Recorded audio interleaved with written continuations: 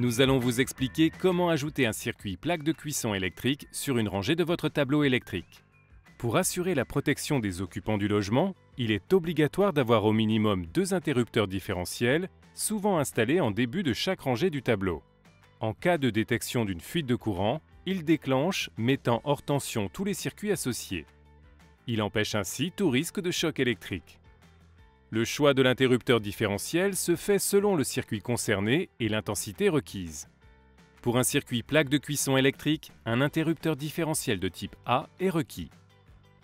Assurez-vous que la rangée sur laquelle le circuit plaque va être ajouté est bien protégée par un interrupteur différentiel de type A, sinon utilisez une autre rangée.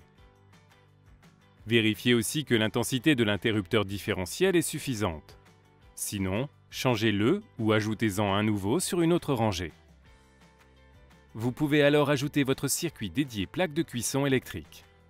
Attention, la norme impose qu'un seul appareil soit associé à un disjoncteur d'une intensité de 32 A maximum pour protéger ce circuit et que des fils de section 6 mm² minimum soient utilisés pour raccorder ce disjoncteur.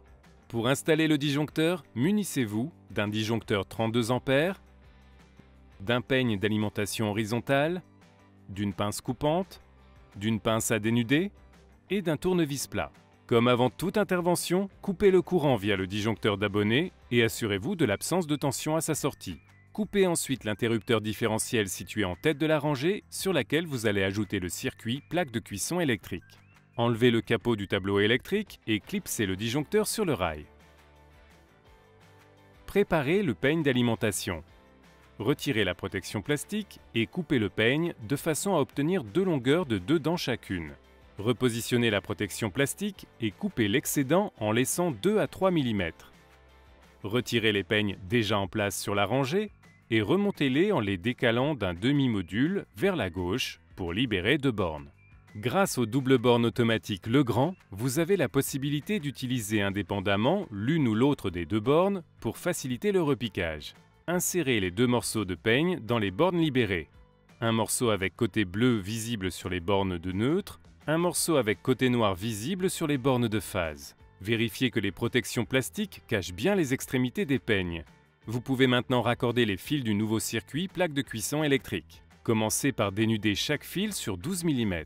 Raccordez le fil de neutre et vissez suffisamment la borne, puis le fil de phase, et vissez suffisamment la borne du disjoncteur. Raccordez ensuite le fil de terre sur le bornier de terre du tableau.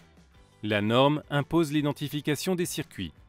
Repérez avec une étiquette le circuit plaque de cuisson électrique que vous venez d'ajouter. Retirez les obturateurs du capot et enlevez-en un. Remettez les obturateurs en place, remontez le capot et repérez le nouveau circuit plaque sur le bandeau de repérage du capot. Raccordez ensuite vos plaques de cuisson électrique au circuit d'alimentation nouvellement créé via une prise de courant 2 pôles plus terre 32 A ou via une sortie de câble 32 A dédiée à cet appareil.